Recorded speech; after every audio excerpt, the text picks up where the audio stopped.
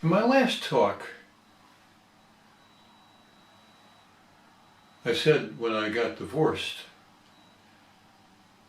I was working as a teacher and studying as a grad student in the university, where I discovered that the women were pretty much all feminists, and they didn't have much use for men in general, and they certainly didn't want children.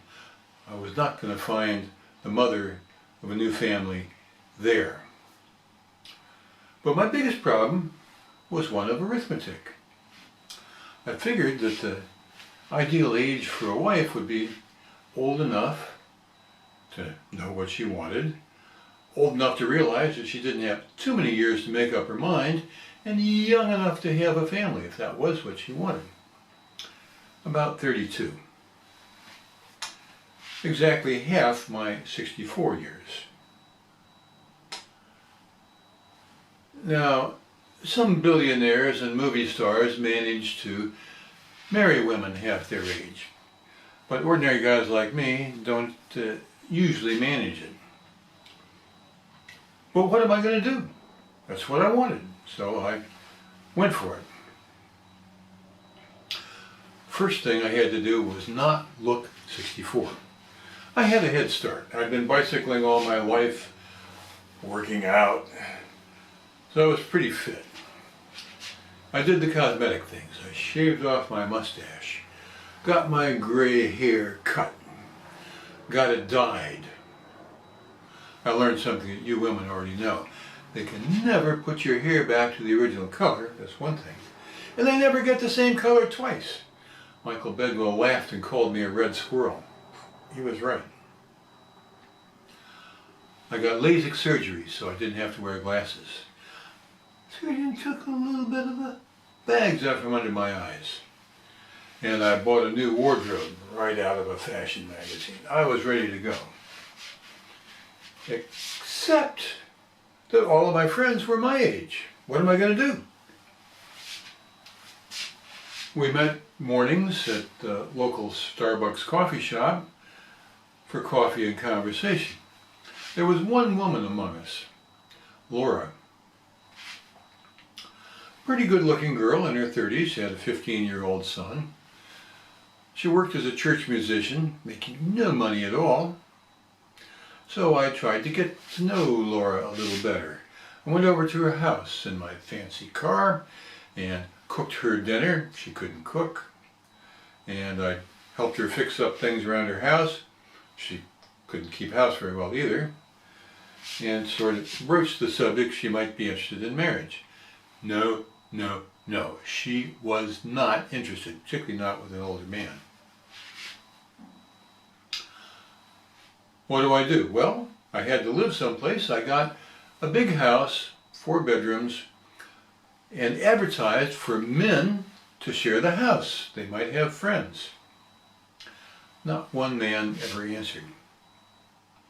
But women did. Lovely Lan, 26-year-old Vietnamese. I'd been married to a Vietnamese before, thanks. Besides that, she had a boyfriend. And lovely Christy, 30. I didn't know Christy's story whatsoever. She didn't appear to be dating.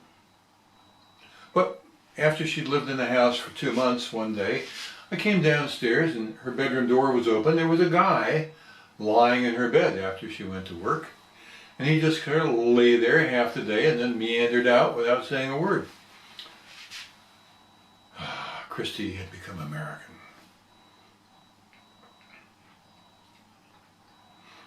I hosted barbecues with these women and met all of their friends. And their friends said, wonderful, wonderful food. And they looked right through the host. They were not whatsoever interested in me. Well, I have to say, I wouldn't have been interested in them, but I wished that I had the opportunity to make the decision. What do? I went on the internet. Now, there were some formal dating sites like eHarmony and Match.com. The first thing they ask is your age. If I say 64, I will get 0 responses. If I lie, it had better be a big lie if I'm going to have any success, maybe 25 years. Now, my face would not have supported a 25-year lie, and I'd had a hard time explaining how I happened to be a 40-year-old pensioner. That wasn't going to work. There was another site, Craigslist, where all you do is post a picture and a nice story about yourself, so that's what I did. And I waited for the responses to pour in. They trickled in. And I learned something about the internet. Women can lie with pictures too. The women I met were an American specialty, the BBW, broadly built woman. That's a woman who's about as wide in kilograms as she is tall in centimeters.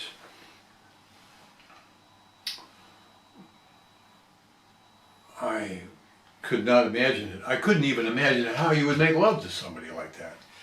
I didn't want to think about it. I said, no, no, no, thank you. And after 2 or 3 of these, I stopped. I joined a singles group, Professionals in the City, where they had cocktail hours and wine tastings and dances where you got to meet people.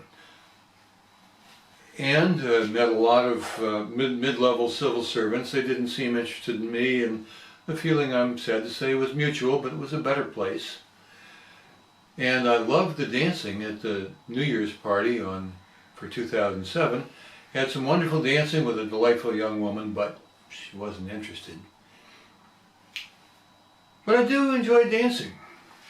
And there was a national park where they had dances on the weekends. Dancing things like the swing, the foxtrot, the waltz, dances I had learned as a child that had come back into fashion. So I went and danced. And the girls who were there to dance, they were basically just there to dance for the most part. They didn't seem interested, and they didn't seem terribly interesting, although I would have liked to have had the opportunity to turn them down. It didn't happen. But I do like to dance. I took dance lessons. The instructresses were young and pretty. And I learned a little bit more about dancing. Now, they were not interested in their clients. They were probably forbidden to date their clients. And they were certainly not interested in older men. I'm sure they had a lot of them turned down. There were a couple other students who were interesting. One in particular, a professor from a couple of states away, who was reasonably attractive, a little bit old for me. So I tried to get to know her, and I suggested that I might drive to meet her sometime to go out. Women can be so cruel.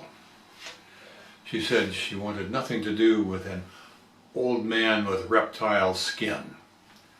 Ugh. Well, my ego can handle rejection. Actually, I'm glad that she saved me the time. At this point, it was starting to look fairly clear that I was not going to find what I wanted in the United States. I had vacationed a few times in Costa Rica. I enjoyed the country, and I knew that there were American retirees down there with Costa Rican wives. I went down to take a look, and sure enough, there they were, on a Saturday afternoon, close to the beach, looking up at the beautiful mountains, young brown women with older guys, they speaking Spanish, they speaking English. Neither conversation very intellectual. I'm sure that they had managed a marriage of convenience that was comfortable enough for the old guys. I looked at that and thought about it and said, nah, that's not what I want. Well, what do I want? I had some friends in the United States who'd married women from Eastern Europe. And on the internet, I kept running into these advertisements for Russian brides. Meet the woman of your dreams from Ukraine. The deal was like this. You sign up with them, and for a price they will translate for you. They will translate for you as you talk over Skype, and you meet a woman who will get a visa to come to the United States and marry you. I thought, these women must really want to get married. Well, if there are women who are willing to go through all that, take that big risk and come to the United States to get married, maybe if I go there, I'll find some women who aren't quite so desperate and have more to offer. I started to study Russian. Well, it would be several months before I'd be free to travel. And in those months I had a few more experiences that convinced me all the more that that was what I wanted to do. But those experiences are kind of funny and worth telling in retrospect. Madam Toastmaster.